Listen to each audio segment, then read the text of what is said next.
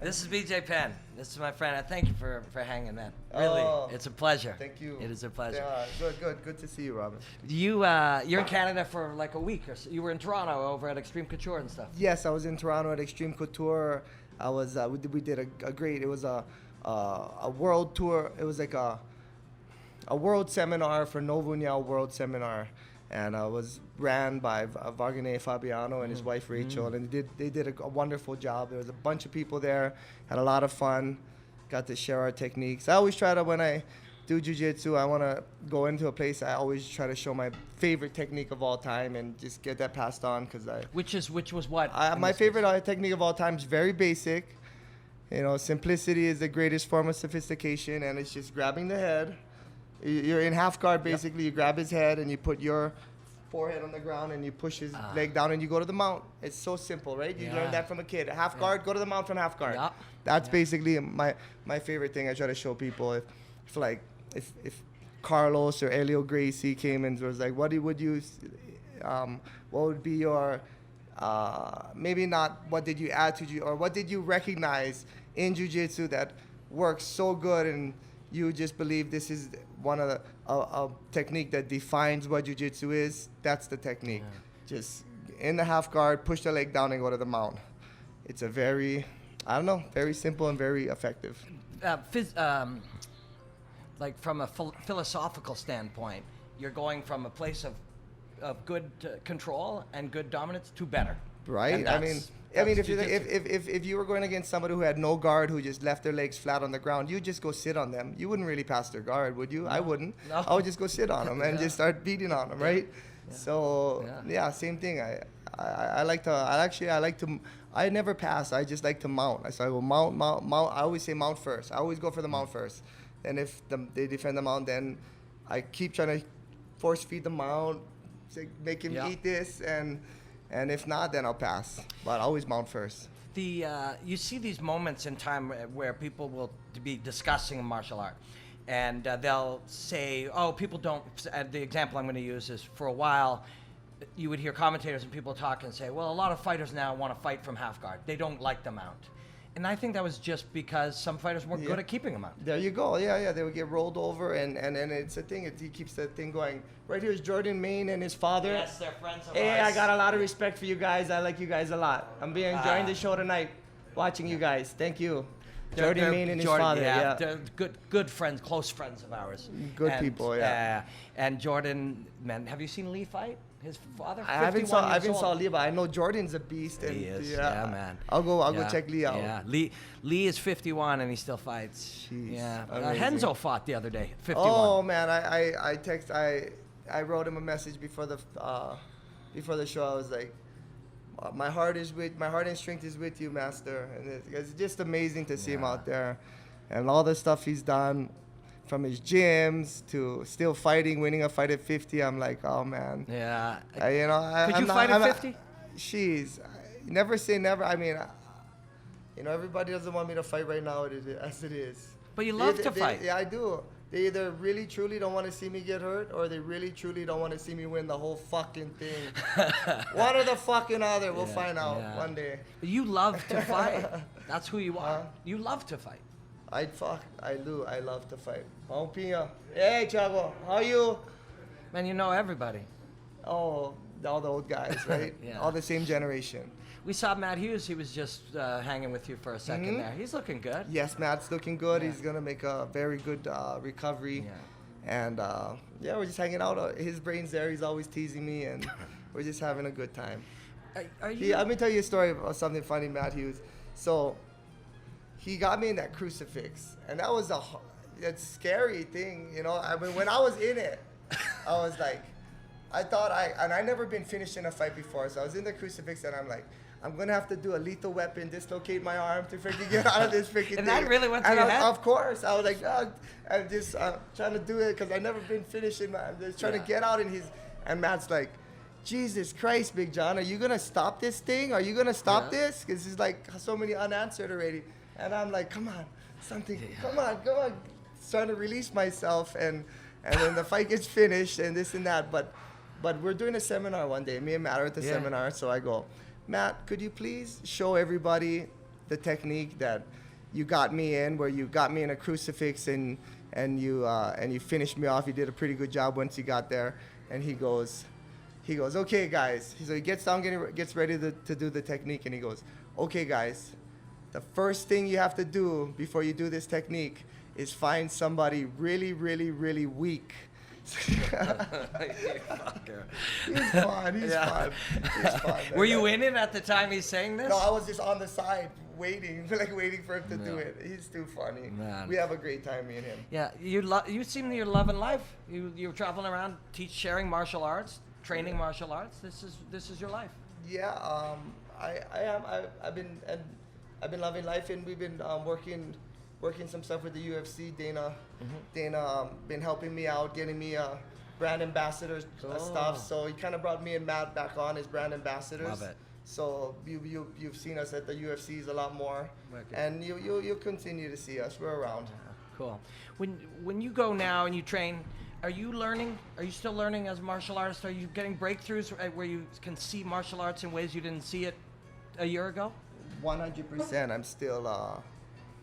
I'm still every day is something new. Martial arts. Every day I'm reminded of something I forgot to. Yeah, that's that, and because I could see somebody and I'd be like, oh, why about that coach? And it's like, there's so many different ways to coach people and this and that, and it's really, you gotta coach sitting in that. What is the most? You got the technique, and then you got sitting in there getting ready to do the damn thing. That's what you got to train the most. Sitting right there mentally, because right before a sparring, everybody's sitting around. If nobody knows each other, nobody's met each other, even if they have met each other once or twice, sparring day, everybody's sitting in there, and you could bring the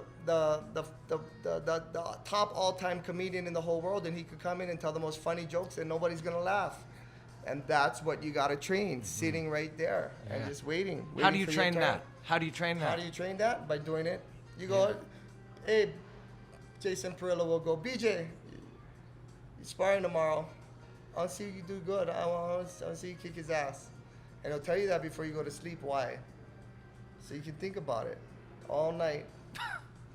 Right? Yeah. That's how you train it. Yeah. That's how you train it. You do it. How do you get better at surfing? You paddle out. Right. How do you get better at tennis? Play tennis. Do you know Faraz Sahabi? You know Faraz? Yeah. I was chatting with him last night, and we were talking about Renzo. And he said that Renzo is one of these people, because he was fighting and around fighting so young, that he doesn't feel that anxiety. Do you think that's true? That there are some, or maybe you feel it much less than I do because of your experience fighting. Do you feel it less, or do you just deal with it better, or what's happening? I think a lot of the anxiety has to do with hunger too. If you know you don't have the hunger, you're probably gonna have more anxiety. Like, fuck, man, what's going on? You know what I mean? And I just Perillo, I see it in all the stuff, and it's what we talked about, because Jason Perillo's father told him this quote, and I think about it all the time when I'm watching MMA and I'm watching these things, and when I'm watching people's careers, everything goes in a cycle. You're not always on the top, you're not always on the bottom. But the beauty of this knowledge is when you're on top, be humble, and when you're on the bottom, don't worry, because your time will come again. Yeah. It's not even something to worry about. But I was saying that the other day in front of Leo Santos, and Leo Santos looked back. He said, "So BJ, you were telling me you were humble all this time?" I go, "Yeah, of course." He goes, "No, you weren't humble." I go, "Every time they started, he tells me, how did they start it?" I tell Leo, "As soon as they put their name on the contract, they disrespected me." Tell me I'm lying. As soon as they put their name on the contract, they told me they could kick my ass. Well, what if they just desperately needed money? Or what if I don't think about that stuff. I just think about, you want to kick my ass. Yeah. Well, or at least you've agreed to try. You have made the agreement to try to kick my ass. Right? If you don't think I'm disrespecting somebody putting my name, I'll fight you on this day. See you then. Yeah. I think I'm gonna think, maybe you just need this for that. But maybe you just need to kick my ass for a reason. Okay. Well, money and glory is a reason. And there you go, of course. And that's the disrespect right there. Right. Yeah, so we're all right. Yeah. On some level, though, when you... Or if you're talking about sports or whatever. But But it's still, you're still fighting a man who says he's going to kick your ass. You're right. Yeah. But on another level... No, it's all how you look at it, too. Yeah. It's fun to play around with in your head. For sure. Different perspectives of anything is fascinating to look at it from other ways. But there is as a martial artist, you will not have the ability to show your skills that you trained your lifetime for without that guy. Yeah, that guy's a given. He is going to sign it. I don't want him not to sign it, but I want him to know when he does sign it, he just fucking disrespected me. It makes sense. Right, right. It's a given. Somebody's got to sign the fucking thing, right? Yeah. Somebody's got to do it. Oh, man. So when Faraz and I were talking about Renzo, and he was talking about being around fighting from the time he was a kid. Yeah, and he brought up this documentary that there's cameras there, and Renzo, a little teenager or kid Renzo, and there's two men fist fighting right there while Renzo's just moving around in his house, and how being around that. You were like that too. I read your book. Fighting was something you did from the time you were young, and something you wanted to do. The fighting, people got into a lot of fights, a lot of scraps. I think in Hilo, most places, just small places, so it's like if you cut off somebody on the road and you go like that, you're going to see him tomorrow 100%. 100% you're going to see the guy tomorrow. You know what I mean? And then, so if you do that, just do it under the door like there is, I was going to say legends, but it's fact. You went from not knowing jiu-jitsu to being a prodigy of someone who mastered it in a very, very short time. Very short time. I was talking with Andre Pederneiras about, because I forgot about it. So it was 98. Went to the World Championships as a blue belt. We got second. 99, is that Michael Bisping? Look at him. Yeah. Look at him. Running off last night. Yeah. Okay, so 99, we were third at World Championships at Brown. And then 2000, we were first place at black. That's fucking crazy. That's what it was. It was in the 3 years. Blue, How? Brown, black. Why could you do that? Why were you able to do that? Because I was youngry. I was young and hungry. Youngry. Yeah, I was youngry. Yeah. But I liked it. I just loved it. And I always thought when it came to jiu-jitsu, you either had strong and stiff or weak and flexible. And I was always pretty strong and pretty flexible. I think a lot of people would be like, if they said, BJ, how did you win it? I said, I won it by overpowering everybody. They would say, no way. I said, yeah, still till today, I think I'm a very strong person. Just to grab someone's hand and push it around. And I can't lift a lot of weights or anything like that, but I think I can be strong when I need to. And yeah, I intuitively don't believe you when you say that, but I know that you're telling me the truth. It doesn't sound right because that isn't. Well, also, But you're not giving yourself enough credit for the elite amount of skill that is then applied with that strength. Yeah, it is about leverage, but no technique will work without a proper amount of strength. Wow. You just said you're one of the greats ever, and you just said something that so many other martial artists will tell me it's not about strength. They will. Many will say that to me. Of course it is. Of course the technique itself, when I'm showing you, is not about strength. But here, feel Mark Coleman do the technique to you, and then go feel an 8th grade kid go do the technique to you. Yeah. There you go. Yeah. No. You know. Yeah. 2 different techniques. Yeah, it's very true. Very true. I've broken down lots of your fights, and I like to watch fighting and like try to understand the moments and explain them for people when they watch. That's what I love to do. And over time, I find that we're lacking the words to properly explain it. Because if I say, well, you threw a left hook and that landed in this way and then you checked, that's not telling the story because something's happening in your body. And if I explain what's happening in your body, that's not telling the story because fear or anxiety or confidence is in there. It's almost impossible to truly explain what's happening when you fight. The more you know, the more you realize there's more to try to explain. Sure. You know? Yeah. I'm honestly, I don't even know about fighting anymore. Yeah. It's just like when I was 18, I knew way more than I know. Because the more deep you delve, the more lost you get, and you keep diving deeper. At 18, it was simple. I didn't care about anything. It's like, what'd you say? Okay, I'm gonna kick your ass or whatever. Now it's just like, and you dive so deep into the thing, and it's so bad. You're looking around, and you're like, let me just get back to the top. Yeah, I again. wish Let I me didn't swim know back as to much. You wish you didn't know as much as you know on some well, level. well, how many times have you seen that happen to fighters? Like when they were raw, they were 20 times better. Then they learn all this technique, and they can't pull the trigger, or they're not as good, or that style doesn't work for them, and all that stuff. You pointed out Jordan Mean, and you're a fan of him. Who else that's fighting tonight? Who else do you love to watch fight? Well, of course, I'm here for Junior Aldo. Yeah, of course. And then I like to watch Joanna. I like to watch Yeah. Joanna fight. Yep. Yeah. Of course, I love watching Eddie Alvarez. I haven't seen enough of Dustin Poirier's fights, but I know he's not a joke, and I got a lot of respect for him. Yeah. But freaking man, I really enjoyed Eddie Alvarez's Yeah, last fight, man. That was just freaking. That was one of the best fights I ever saw. I was on my feet watching it, and the way it started, I was on my feet watching it, and I just never sat down. I was just watching the fight. His coach said to me that you can't. They'll come in with a strategy, and then Eddie will just go on instinct. And Eddie said to me just the other day, I asked him. He talked about suffering in a fight. You have to suffer, and I asked him about that, and he said about how and why you do that, and he said he knows that if he is suffering, that means probably the other guy is too, and he can outsuffer him. Right? Redlining him. It comes to the point. What do you like more? And it depends what part of your career or whatever. Do you like winning, or do you like air? Which one do you like more? Do you like to win, or do you like to breathe more? You choose. Right? Jesus. Yeah. It's a wild thing. You tell me which one you like more. That's the one you'll get. When I get to the show today and I walk in there, I get excited like somewhere between going to the circus and going to church. And then I see usually in the back, I'll see the ambulance there somewhere. And as soon as I see it, I remember, oh yeah, this is the serious business too. What do you feel when you get there after all of your fights and thousands of fights that you've seen and be a part of? What do you feel when you get to the fights? To the arena. Yeah. Jeez, I still feel like an unbelievable feeling. I walk through the back door. Doesn't matter what side of the arena I enter. Actually, I could have got given a ticket and walked into the front.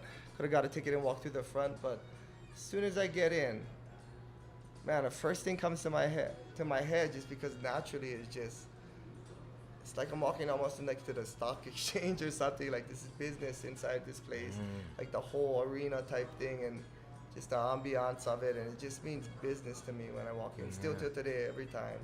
Still till today, it just means business, nothing else. And I still notice the little things, like people running past, pulling the cords, or just different things happening around the cage and this and that maybe other people wouldn't see as much as sitting in the crowd. I still notice all those other people moving around, making this whole thing like a machine that's just there to freaking give beautiful fights, give wars. Yeah. Just a machine. When you used to prepare for fights, you would bring in and try to simulate the whole event, people screaming and refs and judges and everything, right?